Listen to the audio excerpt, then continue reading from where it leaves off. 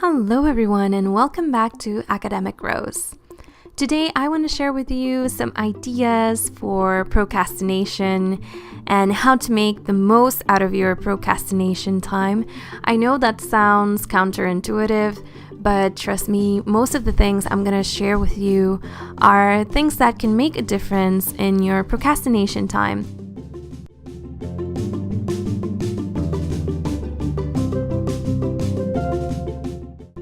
I don't know why, but every time I think about procrastination, I think about binge watching something on Netflix and just being a couch potato. So my first tip is to find something that you might do and you are able to do while you actually watch Netflix.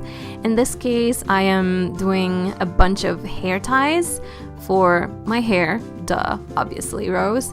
But yeah, this can be, if you're into hair ties, then you can do a bunch of hair ties, and who knows, maybe you can even share them with your friends.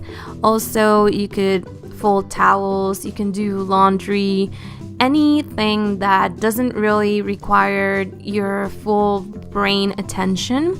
You can do it while you watch Netflix. And hey, I'm not including it in this list, but exercising is also another thing you can do while you watch Netflix.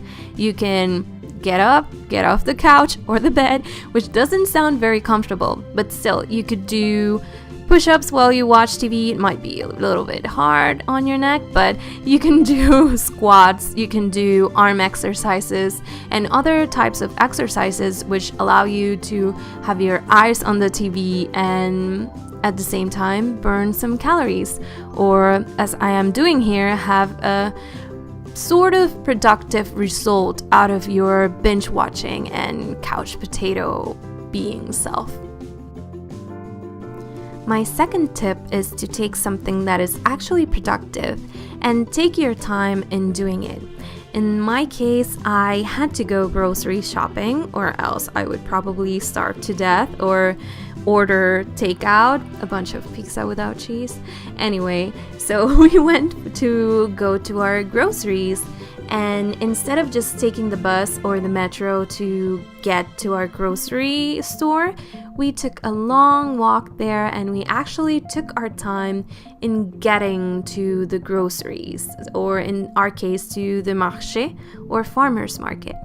And the same thing when we got out. We took our time walking, although it wasn't as slow given that we had things on our hands, so they were heavy, but still, it was the closest you would get to spring on April here in Montreal, and it's nice to get outside and get some sun, even if you don't want to.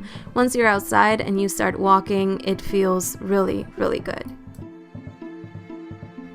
Another basic thing that we tend to do a lot, especially PhD students, or at least I think this is the case, it is the case for me, every time I need to do something, for some reason, my procrastination goes straight into cleaning. I feel like the house is really dirty and I need to vacuum, and I could even mop, and I can straighten up the cushions and, do a super deep clean, and the house ends up being super clean and shiny, and the things I have to do never get done. But this is actually a good thing in a way, because you end up with a clean house, and who doesn't like to be in a clean space?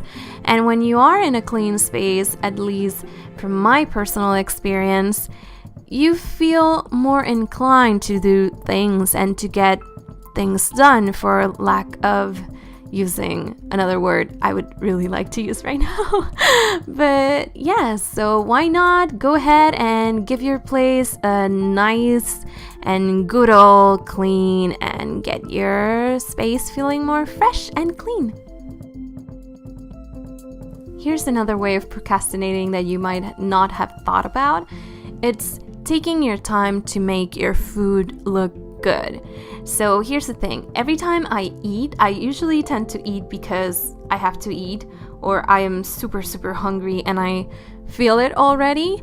But when I have the time and when I don't really want to do what I'm doing, I tend to procrastinate by getting my food really, really nice, in the sense of making sure that I'm cooking with fresh vegetables and making the food in a way that when you see it, you kind of feel like you're eating a work of art.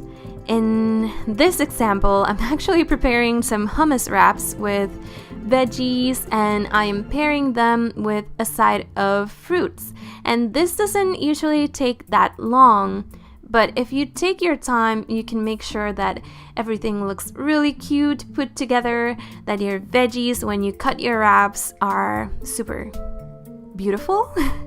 And basically make sure that you enjoy the way they are plated and how you see them. And to me, this makes me enjoy even more my food.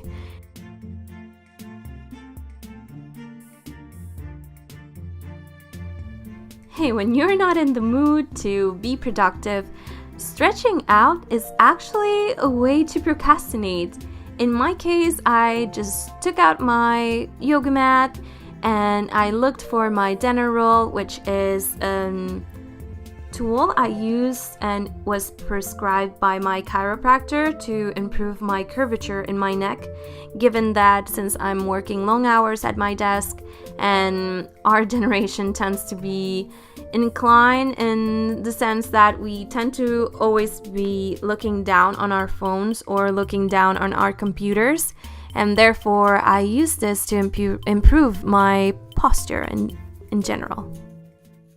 Last but not least, and probably my favorite form of procrastination, is go ahead and play with your furry friend. And even if your friend is not furry, and I mean your four-legged friend, if it's a lizard or whatever it is you're into, or whoever it is that is your buddy, hey, it can even be a human being.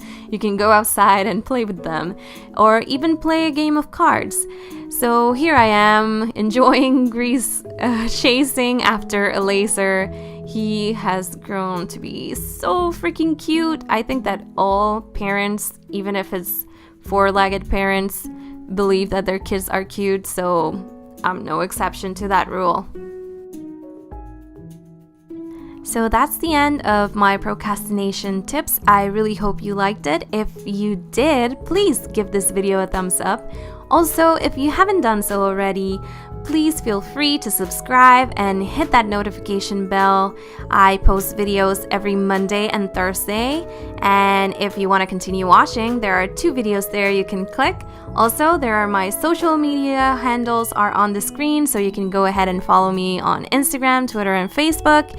And that's it for today, guys. Thank you so much for watching, and I will see you on the next one. Bye!